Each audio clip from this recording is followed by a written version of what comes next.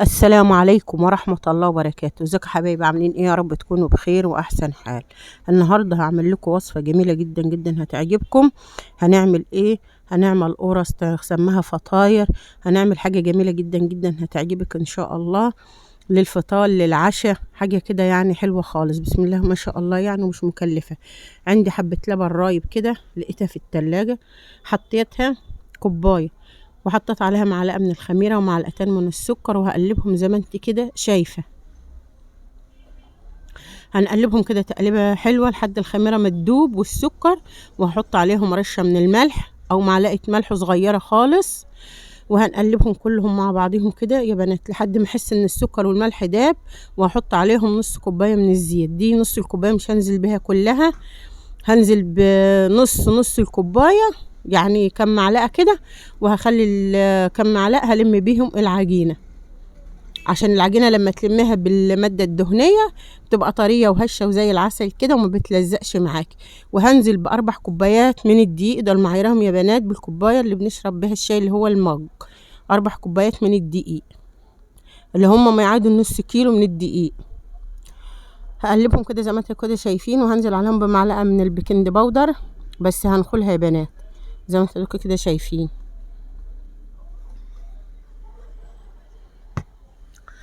نخلنا البيكنج باودر ونزلنا عليهم كده. هنقلب كده الدقيق كده مع الخميره مع السكر مع الملح لحد ما احس كده ان اتمزج في بعضيه كده. وبعد كده هنشيل المضرب وهنعجن بايدنا يا بنات، عشان العجينه تحسي بملمسها بايدك.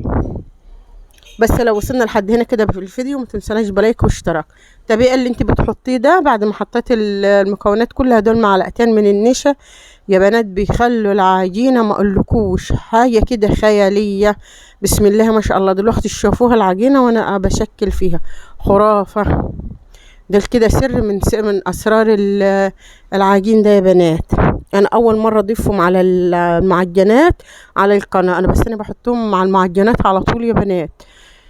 هنعجن كده زي ما انتوا كده شايفين، وهتشوفوا العجينه بتخلي المعجنات طريه كده وهشه وزي العسل، وفي نفس الوقت الملمس العجينه بيبقى طري وما بياخدش منك مجهود. يعني انا مش هعجن فيه كتير قوي، هلمه كده بس لحد الدقيق كده ما يختفي كده خالص، وتبقى عجينه لينه، لا هي ناشفه قوي ولا طريه بتلزق. زي ما انتوا هتشوفوا كده تبقى عجينه كده زي العسل كده.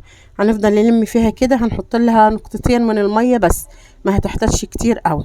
وعلى حسب الدقيق برضو يا بنات. الدقيق في دقيق بيشرب ميه، وفي دقيق ما بياخدش ميه خالص نهائي. الدقيق ده انواع زي ما انتوا كده شايفين. هلمها كده اهو. بصوا العجينه لينه بس ايه، مش هتلزق. اول ما احط عليها معلقتين الزيت كده وهلمها بيها كده، التلزيق ده هيروح خالص نهائي كده. دايما وانت بتعجني ما تحطيش الماده الدهنيه كلها مره واحده، تخلي منها معلقه معلقتين تلم بيها كده عشان ايدك تلم من التلزيق اللي هي فيها. زي ما انتوا كده شايفين هفضل اعجن فيها كده لحد التلزيق ده ما يخلع من ايدي كده، او العجينه تخلع من ايدي يا بنات، او العجينه تبقى زي العسل كده زي ما انتوا كده هتشوفوا. بصوا يا بنات العجينه عملت ازاي زي العسل اهي. عجنت فيها لحد العجين كده ما خلع من ايدي خالص. بصوا يا بنات طريه خالص خالص كده، ومش بتلزقش، يعني طريه مش بتلزق، ومش طريه يعني ان هي تلزق، لا. زي ما انتوا شايفين هنحط كده نقطه زيت في البوله كده، وهحط العجينه وهنغطيها كده بكيس بلاستيك وفوطه، وهنسيبها تختمر. الجو حر، هتختمر بسرعه بسرعه، مش هتاخد وقت معانا. اهو بصوا يا بنات العجينه جميله جدا جدا، ولما تختمر كمان هتشوفوها حلاوتها جميله خالص. بسم الله ما شاء الله عليها. بصوا يا بنات اهو زي ما انتم كده شايفين، غطيتها كده بكيس بلاستيك او ستريتش راب زي ما تحبي، واغطيها بالفوطه كده. هركنها كده مش هتاخد وقت خالص وهتختمر بسرعه، وهنعمل احلى واجمل فطاير او احلى واجمل قرص زي ما تسميه. المهم ان هي وصفه جميله جدا جدا، حلوه للفطار بكوبايه لبن كوبايه شاي، حلوه للعشاء برضو كوبايه لبن كوبايه شاي كوبايه قهوه زي ما تحبي. بصوا يا بنات العجينه عملت ازاي، معلقتين النشا مخلينها بصوا يا بنات من غير ملك ومن غير عجن ومن غير مجهود. زي ما انتوا كده شايفين. هنشكلها حلا كده تشكيله حلوه كده، هوريها لكم هتعجبكم ان شاء الله. هحط نقطه زيت بسيطه، ولو ما حطيتيش برضو مش هتلزق، لان العجينه جميله بسم الله ما شاء الله، حلوه خالص، مش قادره اوصف لكم حلاوتها. لو وصلنا لحد هنا كده في الفيديو، لو مش مشتركين عندي في القناه يا ريت تشتركوا كده وتنورونا وتكترونا، ولو مشتركين تدوسوا لايك كده عشان الفيديو يوصل لاكبر عدد. بس يا بنات انا عاملها كده كور كده صغننه خالص، وهشكلها، انا مش هعملها كبيره خالص. الاربع كوبايات دول عملوا معاي اكتر من 21 قرصه او فطيره من اللي هتشافيهم. من بصوا يا بنات اهو، في عملت كبير وصغير كده وشكلتهم على اشكال كده، هتشوفي اشكالها زي العسل. الاولاد فرحوا بهم خالص، وطعمهم والله حكايه حكايه، حاجه كده يعني فاخر من الاخر، حاجه هتعجبك. وبدل ما تروحي تشتري هم 4 كوبايات من الدقيق، هتشوفي الكميه اللي عملوها، بدل ما تروحي تجيبي الواحده بالشيء الفلاني من الفرن. احنا نعمل حاجتنا بايدنا في البيت بتبقى رخيصه وكتيره وحلوه. بحطهم في كيس بلاستيك او علبه، وبنسحب منهم ونفطر منهم الصبح، او اللي يجوع بالليل كده بدل ما ناكل بالليل الجو حر، بناخد كوبايه شاي كوبايه لبن، والحمد لله بتبقى حاجه جميله بسم الله ما شاء الله. بصوا يا بنات العجينه بوريها لكم، بصوا شاف حلوه ازاي، لا هي طريه بتلزق ولا هي ناشفه تتعبك، حاجه كده فاخر من الاخر عشان القرص تبقى طريه وزي العسل اهو. بصوا يا بنات هشكلهم وهوريكم حاجه زي العسل كده. معلقتين النشا خلوا العجينه راحت في حته تاني خالص، خلاها زي العسل كده. بصوا يا بنات اهو، شايفين زي الليمونه كده الحلوه. هنشكل كده اول واحده هوريكم بسم الله ما شاء الله يعني. بص العجينه شافي مرنه وحلوه ازاي، انا لا سيبتها ترتاح ولا حاجه، بس ده كمان انا ما قطعتهاش كلها. بصي يا بنات هعملها ازاي اهو، زي ما تكون هتربطي حاجه كده. بصي يا بنات وتجيبها كده وتسيبيها كده اهو، شايفه طلع لك شكلها هتشوفيه دلوقتي زي العسل كده، جميله جدا جدا تغري. وكمان لو عندك سمسم او حبه البركه ورشتيها على وشها بتبقى احلى واحلى، يبقى شكلها جميل جدا جدا. بس انا حبيت اعملها كده من غير لا سمسم ولا حبه البركه خالص كده. وعلى فكره انا شكلت منهم حبه كده والنور شغال، والباقي شكلته والنور قاطع، بس طلع زي العسل برضو. وهوريكم برضو تشكيله تاني كده، هوريها لكم كده قبل ايه النور ما يقطع، لان النور ليه ميعاد بيقطع فيه اهو. شايفين يا بنات بعملها كده اهو، شايفين بسرعه كده زي العسل. بص كده حاجه كده يعني زي العسل. بصوا وما اتخبزوا كانوا حلوين خالص بسم الله ما شاء الله. شكلنا كده للاولاد والنفسينا، الواحد بيفرح كده لما بيعمل حاجه وتطلع جميله وزي العسل كده اهو. واعمل لكم شكل ثالث كمان، وعندنا ان شاء الله اشكال كتيره ومعجنات كتير هنعملها ان شاء الله باذن الله اهو. بص يا بنات مرنه كده وطريقه ما بتاخدش وقت خالص نهائي. ولو عندك ترابيزه او حاجه مش عايزه تقفي او طبليه اقعدي واعمليهم، مش هياخدوا وقت خالص نهائي. بصوا يا بنات اهو، شايفه دي التانية اهو كده زي ما تكون هتربطيها كده، تيجي جايه كده من تحت كده وتيجي قافلاها من هنا كده عشان متفلتش مني. بصي بتديك الشكل الجميل الحلوه التحفه ده. شايفين يا بنات حلوه زي العسل اهو. هعمل لكم كمان شكل تالت كمان اهو يا بنات اهو كده، حاجه كده صغننه خالص كده 3 كور كده صغننين، وهنفردهم وهوريكم هنعمل ايه.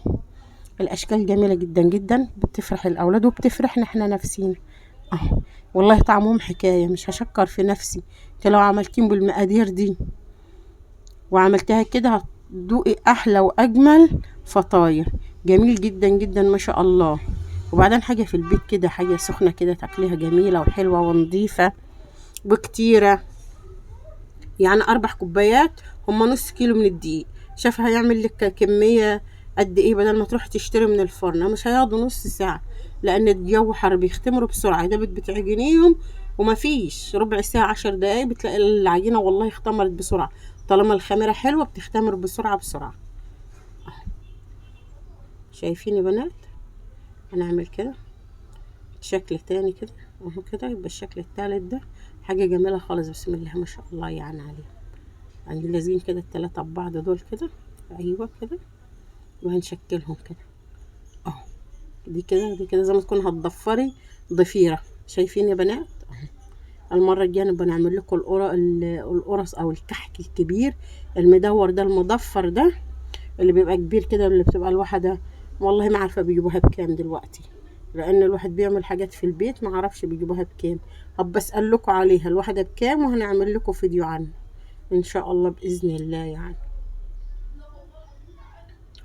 اهو بص يا بنات، هوريكم شكلها دلوقتي تحفة بسم الله ما شاء الله. شايفين شكلها اهو حلوة خالص الله اكبر اهو. شكلها زي العسل. نعمل كم واحدة تاني كده ولا العجينة هتختمر اهو. شايفين يا بنات اختمروا ازاي زي العسل اهو. هتركنهم مسافة ما تخلصي كده تخبزي الاولانيين بس، المهم ان انت تسيبيهم يختمروا ويتضاعف حجمهم زي ما انت اديكي شايفة كده، وبعد كده تتني وشهم سمنة او زيت او عسل ابيض او صفار بيض بمعلقة لبن، وتحطها في الفرن هيطلع لك بالشكل الجميل اللي هوريهولك ده. شايفين يا بنات شكلهم زي العسل والله. انا غبستهم والله والنور قاطع. بصوا يا بنات شكلهم زي العسل، واستنيت لما النور جال اللي صورتهم لكم. بصوا يا بنات اهي شايفين حلوين خالص خالص. يستاهل عليهم لايك واشتراك. شكلهم وطعمهم حكايه بسم الله ما شاء الله اهو. شايفين يا بنات بس انا اللي عايزه عني وخاف تتضايقوا منه اللي هو صوت العربيات، لان الشارع والله ليل ونهار كده شغال، مش عارفه بروح فين حته عشان اسجل لكم من الاصوات دي. احنا اسفين على الاصوات. بصوا يا بنات حلو خالص بسم الله ما شاء الله. هقطع واحده وهوريكم زي ما انتوا كده شايفين. هوريكم العجينه هشه وجميله ازاي، وقلبها ابيض كده من جوه وزي العسل. بصوا يا بنات ولا بيض ولا اي حاجه. بصوا اهو حلوه. بصوا شايفين الفطائر حلوه ازاي. بصوا جميله ازاي بسم الله ما شاء الله. شايفين طريه وحلوه وهشه ازاي حلوه خالص بسم الله ما شاء الله. شايفين القلب بتاعها اهو زي ما انتوا كده شايفين جميل عامل زي الاسبونج كده، وطعمهم حكايه والله حكايه مشكر في نفسي. هما طعمهم حلو قوي بسم الله ما شاء الله. بصوا يا بنات اهو شايفين زي العسل اهو بسم الله ما شاء الله. اوريكم واحده تاني كمان. بصوا يا بنات حلوين ازاي الفطاير اهو زي العسل. بصوا دي المضفره تحفه. بصوا شايف الفطيره زي بسم الله ما شاء الله، مش قادره اوصف لكم جمالهم. بصوا يا بنات بصي طريه. شايفين طريه ازاي تحفه والله طعمهم حكايه. والسلام عليكم ورحمه الله.